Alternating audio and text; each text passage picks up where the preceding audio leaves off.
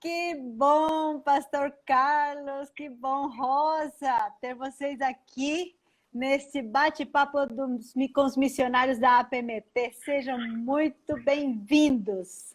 Obrigada. Muito obrigada por nos convidar para participar aqui nesse espaço. Obrigada a vocês.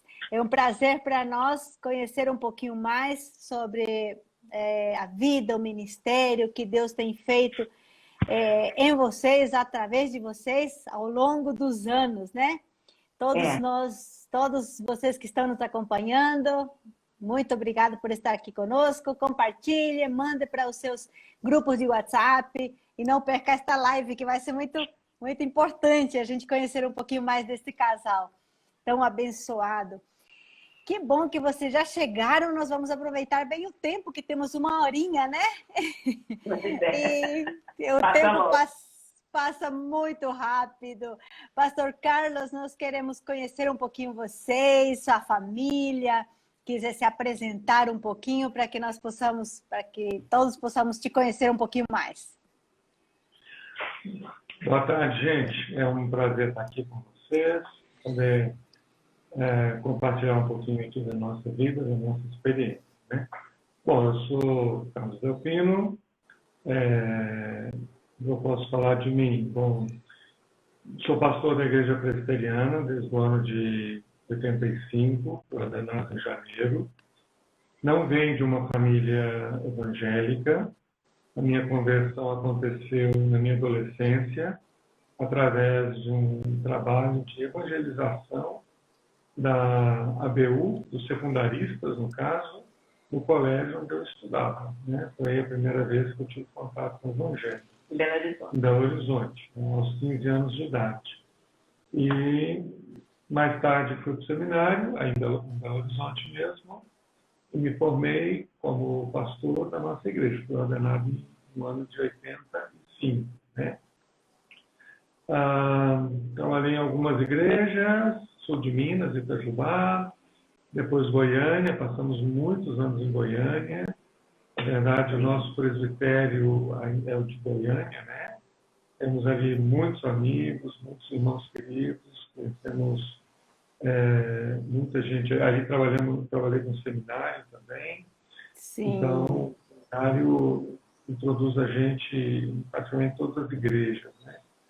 E mais tarde viemos para a Espanha, onde nós estamos agora, né? Que a minha família é de origem espanhola, né?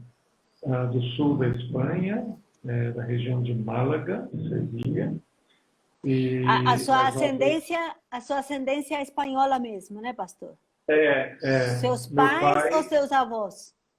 Meu pai, Sim. inclusive, ele lutou na Guerra Civil Espanhola de 36, né? Então, a irmã mais velha nasceu aqui, nasceu no Brasil. Então, as minhas origens estão por aqui. Oh, que joia, que bênção, né? Passou pelo seminário, passou pelo SEM, depois a gente vai falar um pouquinho mais também sobre alguns projetos que Deus permitiu vocês também trabalhar um pouquinho aqui no Brasil. E Rosa, você é de onde? Conta um pouquinho de você.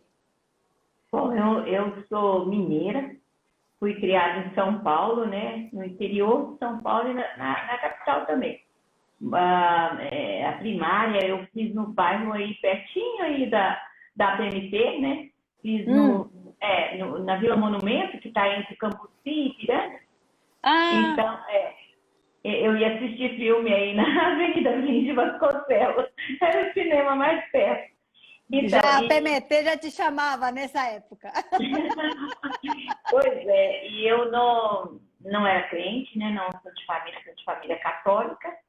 Comecei a minha conversão na Igreja Católica, né? Porque eu comecei a ler a Bíblia naquela época do Padre Zezinho, né? E a gente começava a cantar as missas e tudo, né? Então eu comecei a ler a Bíblia e quando comecei a ler o livro de João, aquela passagem de Jesus, né? Nicodemos visitando Jesus pela noite, né? Certo. Ele estava na Terra Nova e aquilo lá falou muito no meu coração, né? Então eu busquei, né? realmente encontrar com Jesus, mas não conseguia saber como, né? Então, a igreja evangélica. Agora eu passei na minha cidade, Santa Cruz dos Palmeiras, e vi lá uma igreja presbiteriana, fiquei feliz. Meus parentes todos moram em Santa Cruz. E aí, mas então eu não consegui e acabei tentando contra a minha vida, acabei tentando suicídio, porque eu estava sem esperança de vida, né? Eu fui criada por 3 famílias diferentes da minha, então eu não tinha família, me sentia amada, né? Me sentia querida. Então, acabei fazendo isso porque eu estava buscando. Mas Deus tem um plano, né? E no hospital eles não me deixavam tomar mais nenhum remédio. E eu comecei, então, tinha levado um livrinho daquele João, que eu ganhava sempre quando eu ia em Ribeirão Preto. E aí eu comecei a ler lá no hospital, né? E aí aquilo revivou no meu coração, de eu encontrar Jesus, né? E comecei a buscar e pedir, até que um dia, eu não sei se eu estava dormindo, se eu estava acordada, estava no quarto do hospital, né? Psiquiatra. E eu ouvi uma voz. E a voz me chamou pelo meu nome e disse que tinha um plano para mim, né? Então, eu entendi que Jesus estava ali comigo naquela hora, porque ele falou: eu sou Jesus, eu tenho um plano para a sua vida. Então, naquele momento, entreguei minha vida a Jesus e senti realmente como uma luz que descia do céu e que me iluminava por dentro, me abraçava por dentro. E eu comparo sempre um óleo quando você está queimada no sol, né? Ele desceu na minha vida, eu nem sabia nada da Bíblia. Mas naquele momento eu senti que eu estava nascendo de novo e senti um amor tão profundo, tão grande, com a vontade de viver, né?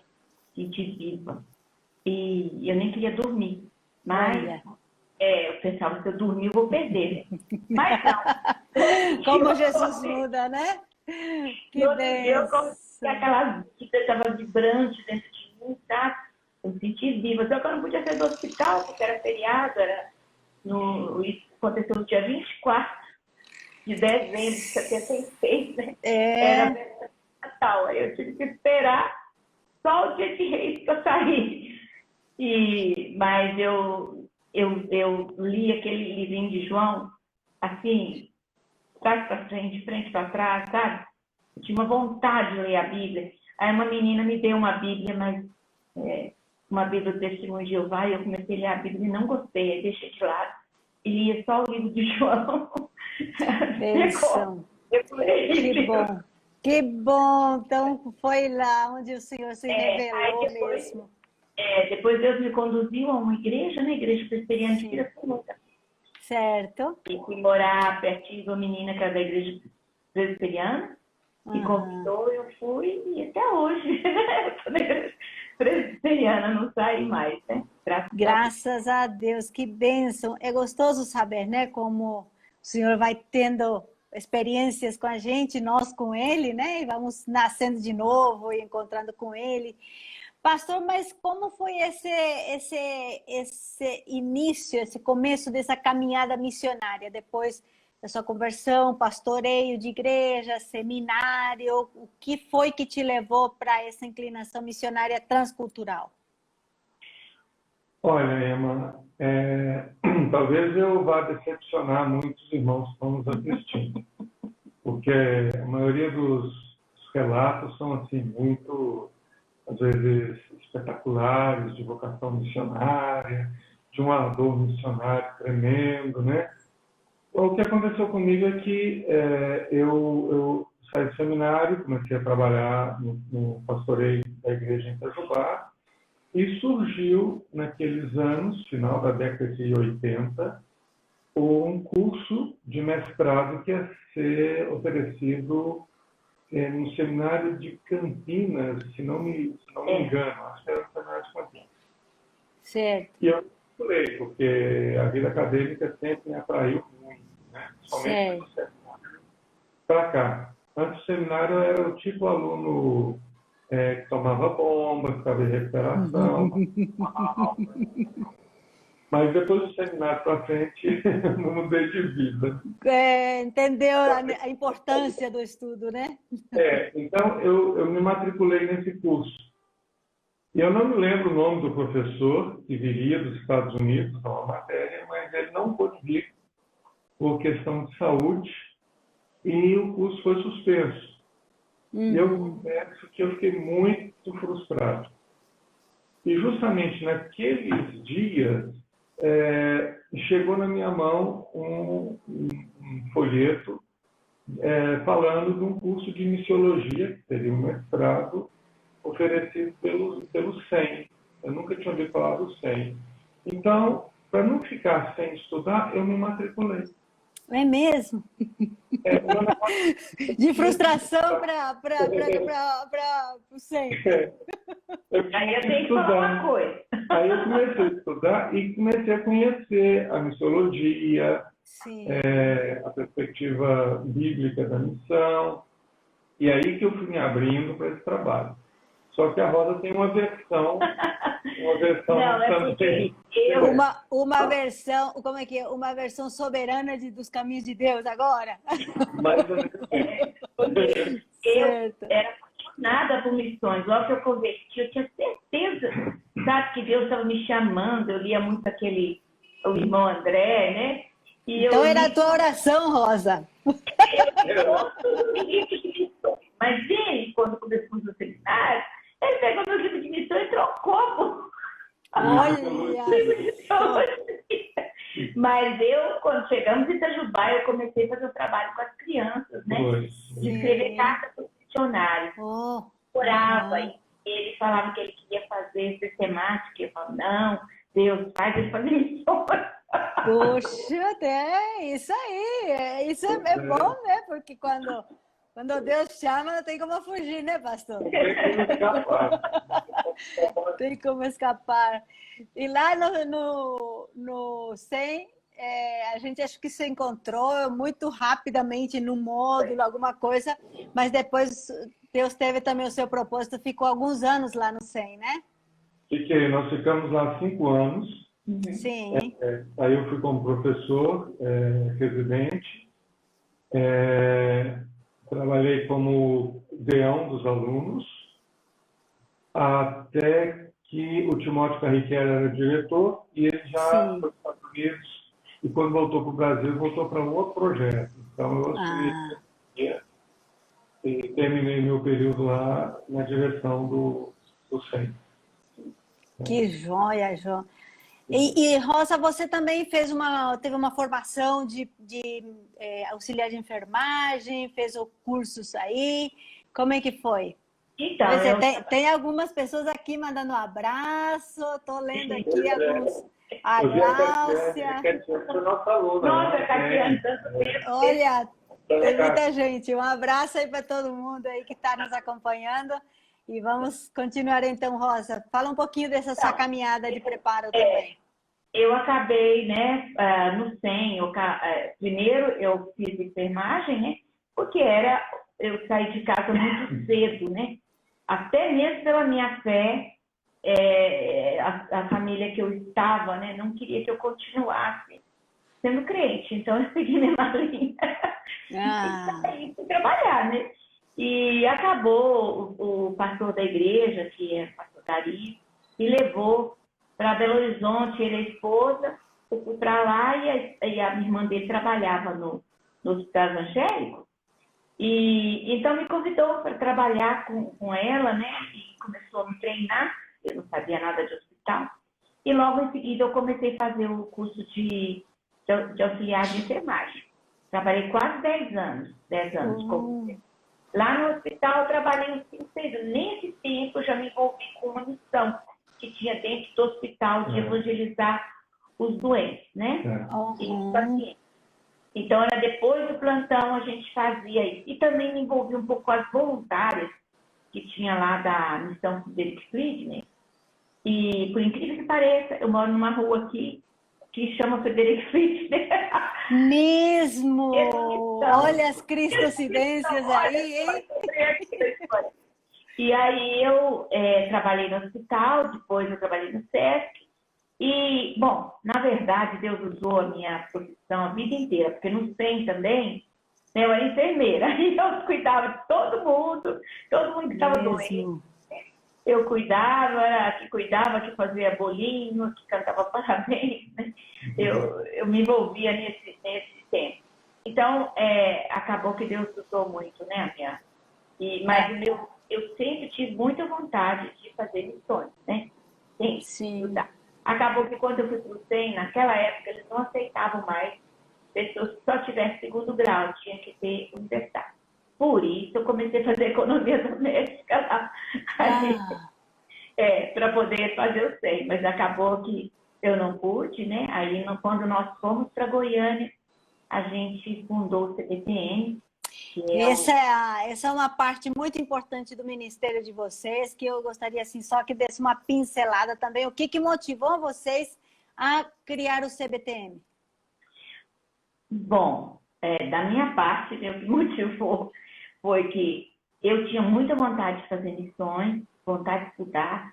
O curso, não havia curso perto de Goiânia, né? E o curso, por exemplo, do SEM era caro e eu precisaria ser solteira para ir para lá, né? Então, nós vimos essa dificuldade que os alunos tinham de levantar sustento quando nós estávamos lá no SEM, né? Muitos chegavam lá sem sustento para comida, só para as aulas. Aí a gente viveu muito aquilo de ácido, de dividir tudo, né? Dividir casa, dividir comida, dividir tudo. E aí nós pensamos, e por que a gente não monta um curso aqui? Porque nós muitos alunos era da região ali de Goiás, Nordeste. E pensamos assim, vamos organizar um curso que seja à noite, porque os alunos podem trabalhar, né? E podem fazer o curso. E nesse meio tempo, as igrejas também lá, quando souberam que nós estávamos lá, a igreja, nesse tempo, havia um avivamento para missões, né? Então, as igrejas se reuniram e disseram, não, monta um curso para os conselhos missionários, né? Principalmente os conselhos missionários das igrejas. E aí nós começamos numa igreja que nos convidou lá na igreja do Bueno, filha da primeira igreja, convidou a gente para usar o espaço, e nós começamos lá no ano de 97. Começamos com 67 alunos. Tudo isso! Foi o primeiro professor nosso, foi o Renê Padilha. E a turma era assim, tinha vários estudantes, né, de missões que queriam se dedicar, né, a ir para outros países transculturais, mas também havia muita gente dos conselhos missionários. Então, foi muito gostoso, né, esse começo, assim, sabe? E as pessoas muito interessadas, né? E aí... Porque nessa época estava tendo, assim, um despertar para olhar com mais organização a tarefa missionária, né? Porque aqui até o pastor Agripino mandou aqui um recadinho, né? Carlos Delpino teve um papel fundamental na criação da PMT, que sucedeu a antiga JME, como também teve um papel importante na criação do CBTM e depois se tornou o CFM, que é o curso que até hoje nós temos na PMT, né? Graças a Deus pela sua instrumentalidade. E, pastor, essa criação desse CBTM que precedeu o CFM, ficou quanto tempo lá em Goiânia? Olha, nós começamos em 97. CBTM significava Centro Brasileiro de Teologia e Missão. Isso.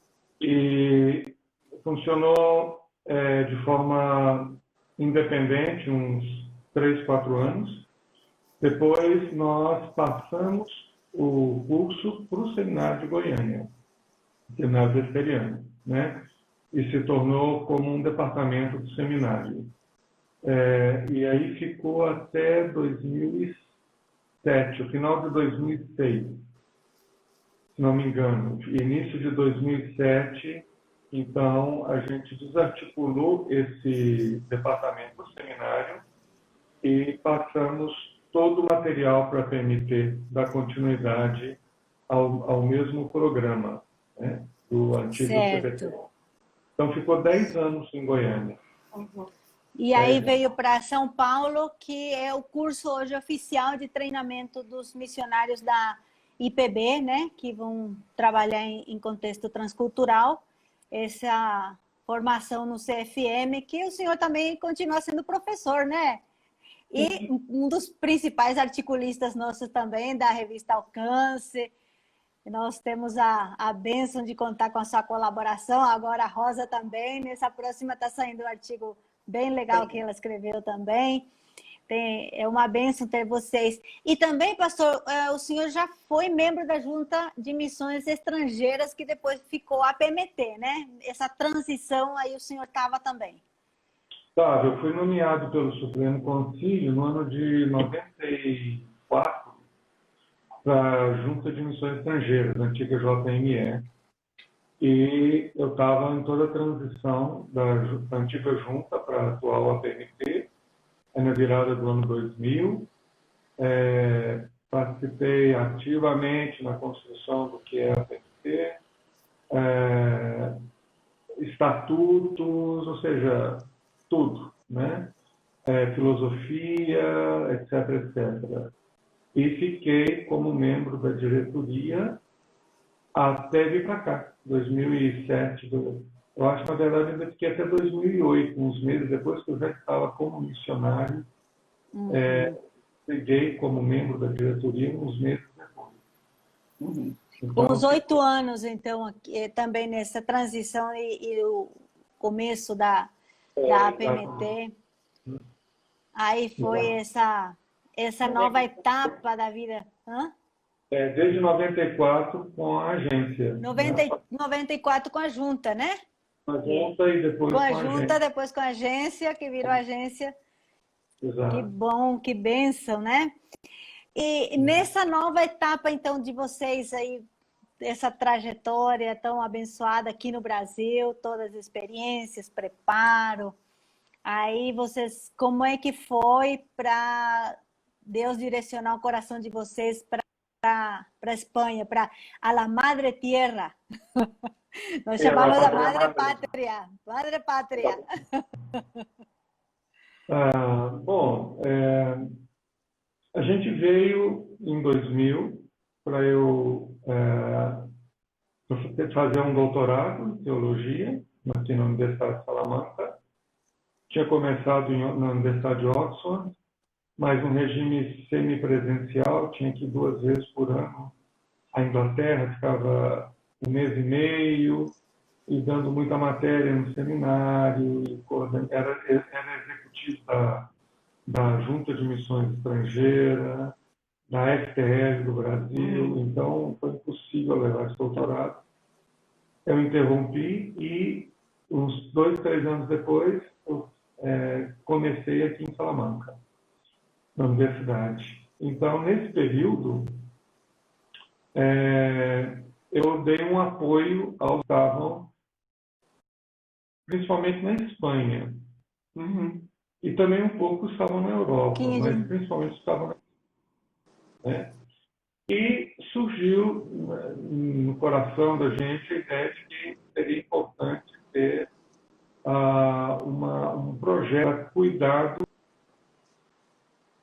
pastoral dos missionários, né? Então, com isso surgiu a ideia de futuramente a gente ter um projeto da missão nesse sentido. Então, por aí começou a nutrir um pouquinho essa vontade de talvez um dia retornar e levar adiante. A gente estava a Rosa tinha muito trabalho no Brasil, eu estava no seminário, com muitas matérias, ajudando a igreja. Então, isso foi ficando, né? Assim, até que as coisas chegaram num estado da situação que nós dissemos, não, é hora da gente dar esse passo e voltar para a Espanha com um projeto específico nessa área, né? Talvez, então, foi a realidade do contato com o país que despertou em vocês essa vocação para fazer um projeto na Espanha? Talvez mais a necessidade dos missionários que estavam por aqui, mais do que a realidade do país em si, né? Ok. Mais a necessidade dos missionários serem cuidados e de estabelecer contatos com organizações, denominações que poderiam, eventualmente, ser parceiras nossas em trabalhos missionários pela Europa, né? Então, foi mais, não tanto a necessidade do país, mas a necessidade da obra em si, dos missionários principalmente. O seu projeto já foi para ser o líder da base Europa. Foi a primeira base da PMT que foi constituída, não foi? Foi.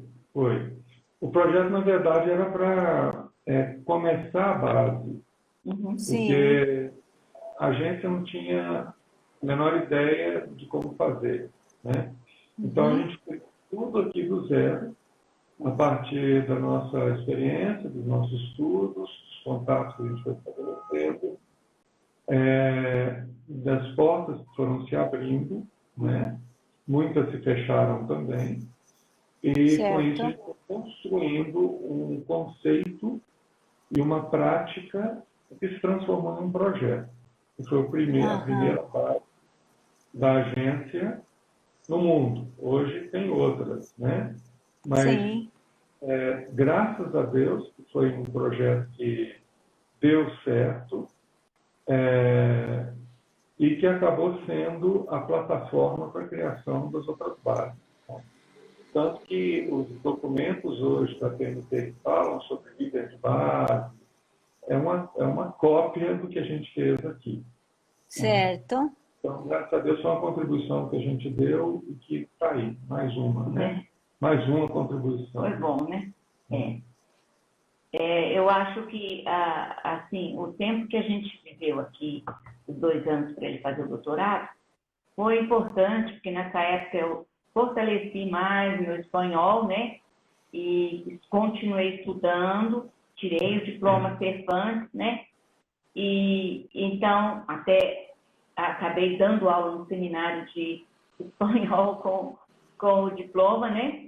E então foi bom porque a gente não precisava aprender uma língua quando nós viemos para cá, né? O Carlos sabe falar espanhol desde pequeno, né? Desde criança, aprendeu com o pai, com os tios, os avós, e eu também tinha aprendido, né? Estou aprendendo a língua, a gente nunca deixa de aprender, não é? E ainda mais o espanhol, que é tão parecido com o português, né? Mas o espanhol, geralmente, aqui, se a gente quer evangelizar um espanhol e a gente fala um espanhol mal falado, isso para eles sentem no coração, sabe? Eles falam, você não está aqui, por que você não fala espanhol, né? Então, a gente sempre lutou para na igreja, sempre todos, no início tinha vários brasileiros, a gente sempre lutou, que Deus também deu a oportunidade da gente fundar uma igreja aqui também, né? Numa cidade milenar, né? Que nunca teve uma igreja evangélica, né? Então, Deus deu essa oportunidade. Então, a gente estava sempre lutando, né, com o pessoal para falar espanhol, né? Sempre os cultos, tudo sempre foi espanhol, né? E então é interessante, porque às vezes alguns espanhóis vinham lá e falavam, você fala espanhol aqui também, né? Porque levavam né? Sabia que eles nunca perguntaram se o Carlos não era espanhol. A mim me perguntava, né? De que país eu era, mas eles nunca perguntavam, porque ele não tem o sotaque, né? Ele aprendeu de criança, né? De criança, é filho de terceira cultura. Sim! Então, aí nós reforçamos, assim, quando teve essa oportunidade, e assim, sabe, Emma, a gente tinha chegado num patamar que todas as coisas que eu queria alcançar como profissional, eu tinha alcançado. E o Carlos também, né? Então, a gente chegou numa coisa assim, que a gente chegou, sabe, quando você sonha chegar num lugar, quando você chega e você fala, e agora? Tem que ter mais coisa, né? E aí a gente veio para missões, né? Veio para cá com muita oração, né? Muito temor de Deus, para poder realmente ser de bênção, né? Para as pessoas aqui, para os missionários. E então acabou, né? Que agora eu estou trabalhando também em cuidado missionário, né? Depois, essa é uma parte que eu queria assim, que falasse um pouquinho para nós, porque nós vemos essa necessidade que já no coração de vocês, né? Desde o SEM, cuidando dos alunos, cuidando, se importando do CBTM e tudo. Então, esse lado de cuidado também é muito forte no ministério de vocês. E eu creio assim, ressalta muito o seu ministério, né, Rosa? Como é que foi? Você está envolvido no cuidado missionário, agora a PMT também está envolvido num projeto, criando esse departamento e você faz parte. Conta um pouquinho então, para nós. o cuidado missionário, como eu te falei, começou lá no SEM.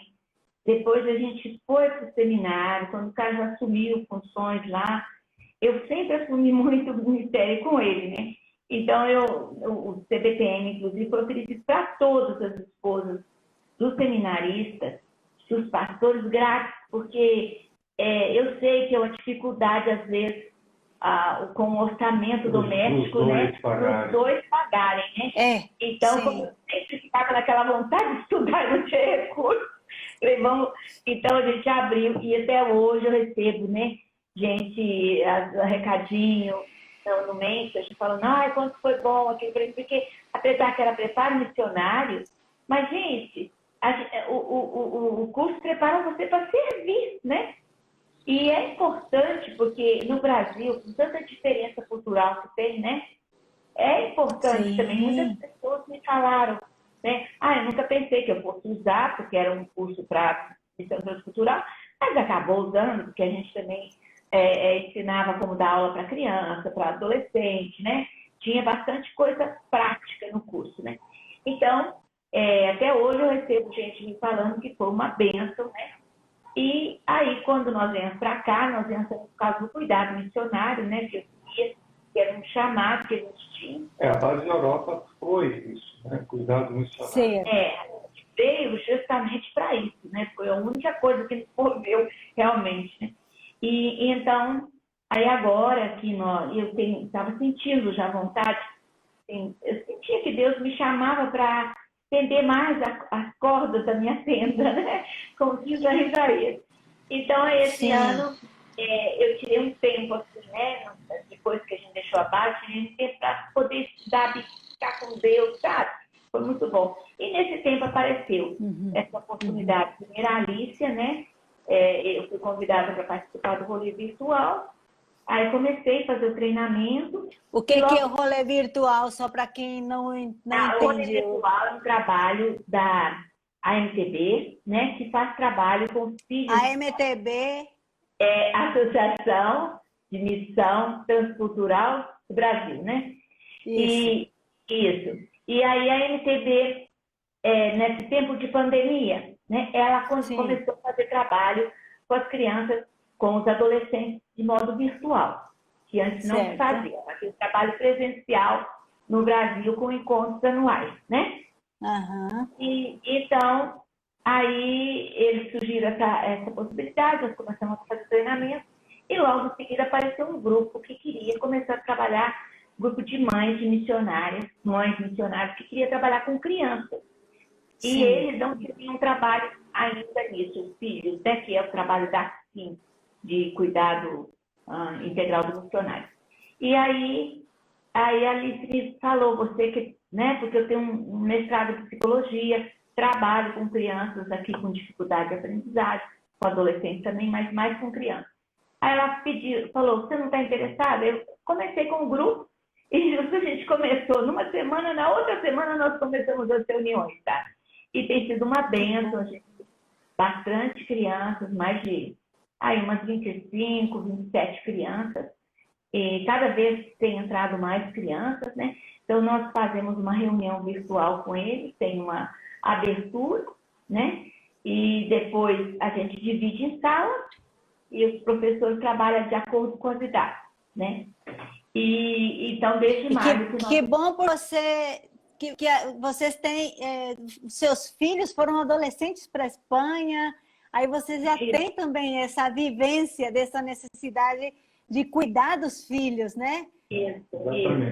E também eu tenho dado também a minha assistência, né? Como eu estou participando da área de educação também na MPB, e também estou como psicopedagoga, se eles necessitam, para alguma criança, eles me chamam. E eu tenho atendido crianças também, filhos de missionários, mas para ajudar na adaptação, né, que às vezes, quando muda de um país para o outro, a criança se encontra perdida, né, com tantas perdas que ela teve. Então, eu tenho acompanhado, sabe? E fiquei feliz porque uma das crianças que eu estou acompanhando chegou e falou para mim. A Tatiana, Tatiana. A mãe do Lucas. Tatiana, A tá Lucas mandando é um dos nossos um abraço aí. Colega nosso da Espanha. Do nosso grupo lá de missionários. E aí essa menina falou, olha, agora que depois de algum tempo, eu estava pensando que eu quero ser missionária. Eu achei tão bonitinha, porque ela passou por esse momento, tanta perda, né? Mas agora, graças a Deus, está se estabelecendo. Isso dá uma alegria muito grande para a gente, né? Muito grande, porque se a gente pode ajudar um pouquinho, que eles não se sintam sós, né? E a gente recebeu também de algumas crianças, né, no grupinho, dizendo assim, agora eu não me sinto mais sozinha. Eu sei que tem outras crianças que passam o mesmo que eu, sabe? Sim. E nesse momento de pandemia, está todo mundo em casa, né? Então, e está tendo eles já sentem falta, se um não vem, eles já falam. E eu estou participando também, quando agora a PNC começou a ampliar essa área de atividade missionária, também estou participando da comissão com os pastores, né? Criando uma comissão, né? Para coordenar esse trabalho, por assim dizer, né? Então, estou me preparando, porque eu estou fazendo mais cursos dessa área. Que trabalho tão importante. E eu tive a oportunidade de participar também de um dos encontros de missionários que também vocês organizam na Europa, né? Esse momento de... Então, aquele encontro era muito importante. Porque Foi muito bom aquele encontro. Quando começou, ninguém conhecia ninguém. E aí, a gente tinha que fazer quebra-gelo, né? Para os adolescentes. Entre os próprios missionários. Eu sabia que o outro estava, mas nunca tinha se encontrado. Mas aí depois, já a partir do terceiro encontro, eu tinha falado, gente, por favor! Que bom! Que bom criar esse vínculo, né? Era ver que não, foi bom não demais. Está sozinho. Bênção, bênção.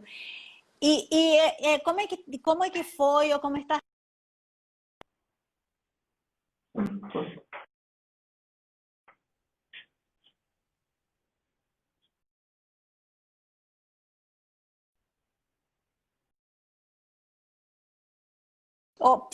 Deu um negócio aqui. Volta um pouquinho, que nós perdemos. Sim.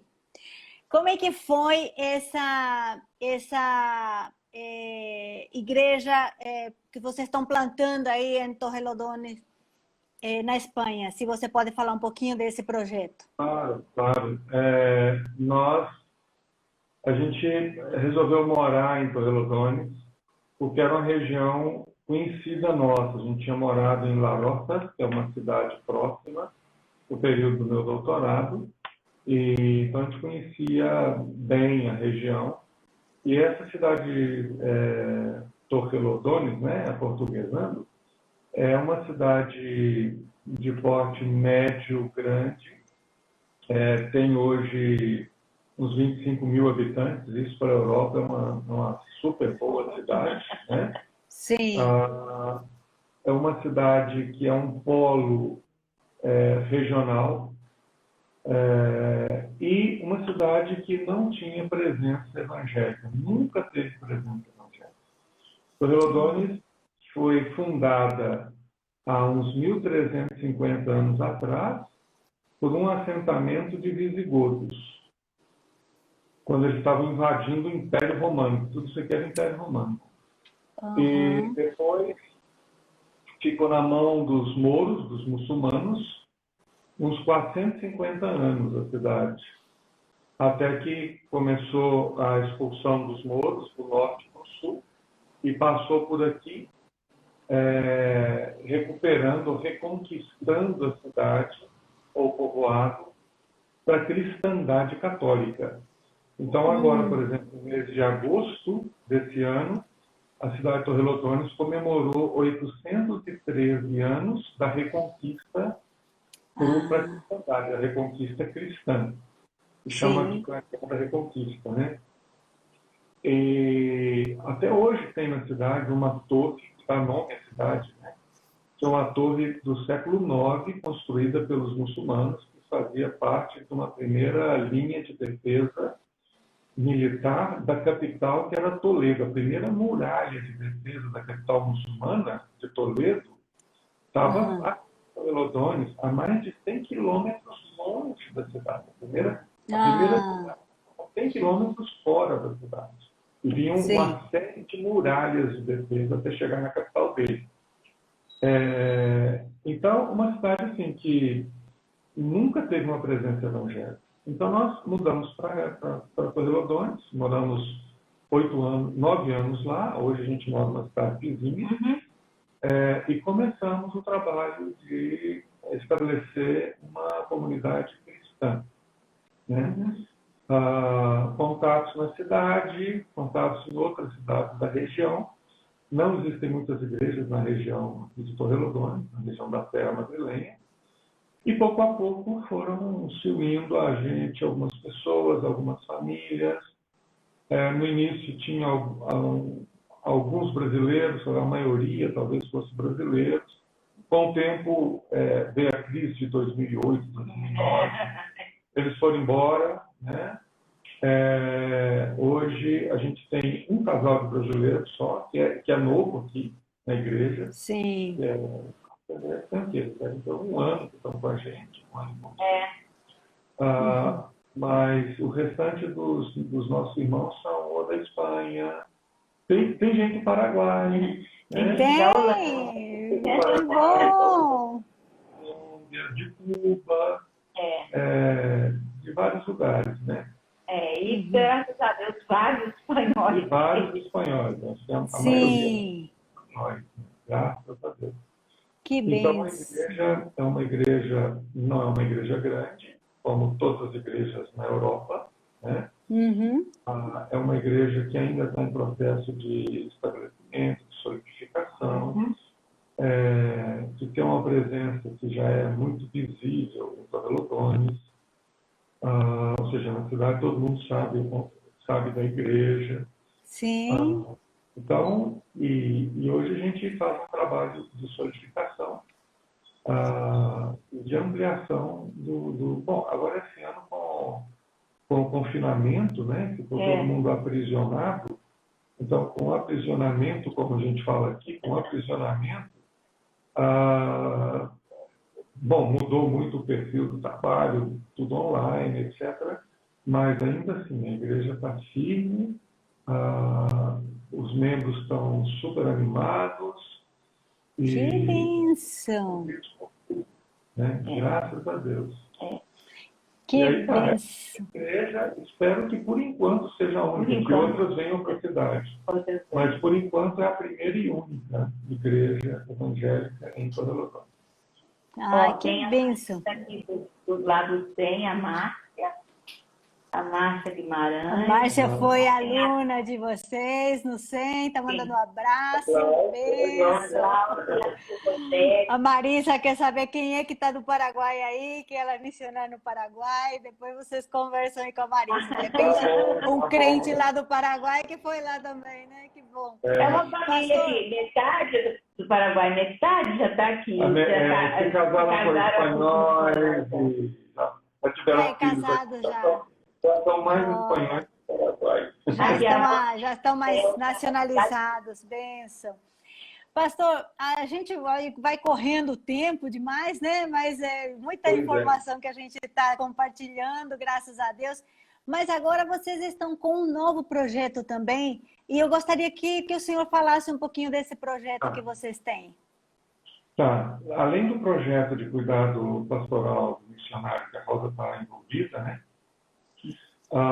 Já há alguns anos eu venho me sentindo incomodado com a necessidade de oferecer formação para a liderança das igrejas evangélicas em toda a Europa, começando pela Espanha, né? Então, nós temos um projeto, esse projeto se chama Cormel. Cormel são as duas primeiras palavras do escudo de João Calvino, né? É latim, ou seja, Cormel seria meu coração. O escudo diz: meu coração te entrego, Senhor, pronto e sincero. Então, nós pegamos as duas primeiras palavras. E ficamos vários meses elaborando, conversando, revisando, fazendo contatos por toda a Europa, não só na Espanha. E, finalmente, começamos o projeto esse semestre. Estamos começando a oferecer conferências de 1 hora, 1h15, né? Oferecemos uma, que foi a de inauguração, que foi uma conferência sobre, o título era Teologia para toda a Vida. Tivemos muita gente da Espanha interessada, tivemos várias pessoas de países latino-americanos, principalmente Chile, Peru, a Giovana, né? E Colômbia. Agora vamos para o próximo sábado, 31 de outubro, que é a Reforma. Vamos ter uma conferência sobre o Dia da Reforma, com um pastor historiador, ele é espanhol, aqui de Ciudad Real, que é uma cidade aqui ao sul de Madrid. O tema vai ser sobre a atualização. O tema está em espanhol na minha cabeça. A atualidade da reforma, né? E vamos oferecer agora, em novembro, um primeiro curso sobre teologia, conceitos e práticas. Temos já um curso na área de leitura e interpretação da Bíblia já pronto, mordomia cristã já pronto. Por que esse projeto? Porque os irmãos terem uma ideia, aqui na Europa, tirando algumas denominações, como os reformados da Holanda, os presbiterianos da França, alguns grupos da Alemanha, alguns grupos da Inglaterra, os presbiterianos da Inglaterra. Tirando esses grupos, basicamente não existe formação pastoral, teológica. Sim. Como se ordena um pastor na maioria das igrejas evangélicas europeias? Basicamente, você é um jovem e se destaca na liderança da igreja, fazendo coisas, tocando nos cultos, de vez em quando dando uma aula, né? Não existe escola dominical aqui na maioria das igrejas, mas dando uma pregação. E se destaca um pouquinho, um belo domingo, os líderes da igreja te chamam lá na frente, mais ou menos na surpresa, fala: ajoelha aí, menino. O menino ajoelha, põe a mão na cabeça dele e faz uma oração. Fala: agora levanta que você é o nosso pastor. Sim. E normalmente os pastores não têm formação, né? Chegam ao pastorado por essa via. As igrejas não têm recursos para manter os seus pastores. Então, eles têm que... Para fazer um seminário também, né? Nem para fazer seminário, nem para manter o salário de um pastor. Isso. Depois. Então, se ele quer fazer um seminário, ele tem que se virar. Os seminários ainda são muito tradicionais, aquele estilo que tem que ter aula de manhã, de tarde, de tempo integral. Isso não funciona mais na Europa, né? E depois, o objetivo desse curso, pastor, é torná-lo por módulos, para oferecer formação à liderança das igrejas. Então, é isso que eu quero chegar. Os pastores são formados dessa forma. Imaginem presbíteros, diáconos, líderes em geral, né? Então, nós estamos começando esse projeto debaixo de muita oração e com contatos em muitos lugares da Espanha, da Europa e também da América Latina. Depois, esses cursos vão ser oferecidos através de uma plataforma em textos escritos, séries de sermões, estudos bíblicos para quarta-feira, material para acampamentos, para trabalho com crianças, com jovens, para oferecer tudo isso de forma escrita, né? Isso ainda está sendo escrito, né? Não está disponível, mas os cursos são todos online. São praticamente grátis. Tem custo? Tem custo? Porque Tem todo custo, mundo vai quer saber quanto custa aceder a um curso desse. Tá, para os europeus, ou seja, para alunos aqui da Europa, 20 euros. Para alunos da América Latina, porque principalmente Chile e Colômbia, a gente está tendo muita procura, e agora também México e hispanos que vivem nos Estados Unidos, bom, os que vivem nos Estados Unidos vão cobrar os 20 euros deles, mas para o resto da América Latina, 10 euros. Certo. 20 euros aqui na Espanha é sair para tomar um lanchinho. Então, é um café. Não dá para ninguém reclamar que está caro. Né? E esse é bom também. Eu queria só... Bem, isso. Então, tudo online, plataforma virtual. Quiser fazer um curso, entra em contato. Como é que as pessoas fazem contato com vocês? Pelo meu WhatsApp ou pelo meu e-mail? Ou pelo Instagram também, pode mandar. Instagram da Rosa. Eu Rev Delpino. Rev Delpino, arroba... Agora eu vou colocar uma propagandinha do curso de novembro. Do Instagram é só Rev Delpino. Rev Delpino. Rev Delpino. E Rosa, no Instagram é? Rosa O Delpino. Rosa O Delpino. Gente, nós temos muita coisa que eu quero falar com vocês e o tempo está acabando, mas o pessoal quer saber, esse negócio da segunda onda de lockdown na Espanha. Eu quero saber também sobre esse trabalho aí que a Rosa está fazendo, né? Depois você convida a Rosa para esses bate-papos que você tem com mulheres missionárias que estão envolvidas também. Olha, nós temos 5 minutinhos aqui, então vocês têm que dar uma mensagem para as pessoas que estão ouvindo, para os pastores, para o vocacionado, ó. Dá uma palavrinha aí que nós vamos ouvir um pouquinho mais. A gente está fazendo o Missão Feminino todas as quintas-feiras, 18 horas no Brasil, né? Nós temos entrevistado missionárias. A gente só vai entrevistar mulher, né? Porque o espaço ali é para a mulher falar, né? Para ela contar, porque muitas vezes quando se convida mais o homem, né? Então a gente está fazendo esse trabalho. E aí vocês são convidadas todas, né? Pode convidar, pode... São os vídeos, vocês podem depois passar na igreja, tem gente que tem usado isso para passar na igreja, para animar, né, a igreja a se envolver com missões. Agora é a mensagem final? Sim. Já está no final, pastor. E também queria falar, porque aqui nós estamos assustados, eu queria também destacar que esse curso fica só nesse preço, porque tem pessoas investindo na vida de vocês. Esse valor não está incluído no preço do custo. E a gente fica até assustado de escrever aqui o valor do euro, quanto está custando o euro. Então, gente, você que está ouvindo a gente aqui, ora por este casal, depois nós vamos colocar a lista de pedidos de oração por eles.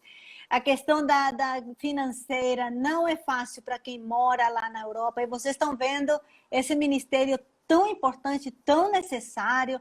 Ora, investe, divulga esse projeto para que eles possam ter mais mantenedores, mais pessoas parceiras, para que eles possam continuar esse trabalho maravilhoso sem ter que se preocupar se vai ter como pagar aluguel, vai ter como pagar a luz, vai ter como consertar o computador, porque é muita coisa, né, pastor? Então, Deus há de abençoar muito ainda. Então, suas considerações finais, pastor, que nós já estamos terminando, mas tem 4 minutinhos. Você falou isso Não, isso daí eu tenho que falar. Oração, por favor. Quem quiser conversar, bater papo, meu WhatsApp, Instagram, meu e-mail, estou à disposição. Espero que vocês possam crescer na igreja local, no trabalho missionário, apoiem esse trabalho, né? E dediquem suas vidas, dediquem seus recursos, dediquem parte do seu tempo também para a obra missionária. O trabalho missionário depende mais de vocês do que da gente aqui. E é como a Emma falou, esse curso só esse preço, porque nós não estamos tirando daí nosso sustento, Não, né? de jeito nenhum. É só os gastos, né, da plataforma, dessas coisas, mas então é só por isso, porque graças a Deus, né, a gente pode doar esse tempo, né? Então, e uma palavra, nós temos um minutinho ainda para os pastores, pastor Delpino, o que o senhor fala para a nossa igreja aqui no Brasil? Meus colegas pastores, abra o seu coração para missões. Leia a Bíblia desde uma perspectiva missionária. E eu acho que uma das coisas que nós, pastores, precisamos aprender a fazer é superar o momento missionário dos cultos e nos envolver de uma forma verdadeira. Né? Colocar a mão na massa,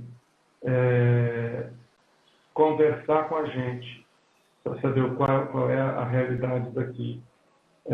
Levar aos conselhos, aos presbitérios, projetos de apoios concretos para o trabalho missionário. Nós contamos com vocês. Vocês são as principais fontes de informação do que está acontecendo lá de cá, aí para as suas igrejas. Fale com a gente, nos procure. Estamos à disposição de vocês. A gente ora sempre pelas nossas igrejas no Brasil e pelos nossos pastores. Então, sejam resposta de oração, sejam resposta às nossas orações. Deus os abençoe. Deus abençoe. Muito obrigada, pastor Carlos Rosa. Deus abençoe muito. Deu para ter um gostinho do trabalho que vocês têm feito. Deus abençoe muito vocês e prospere e abençoe o trabalho. Um abraço para vocês.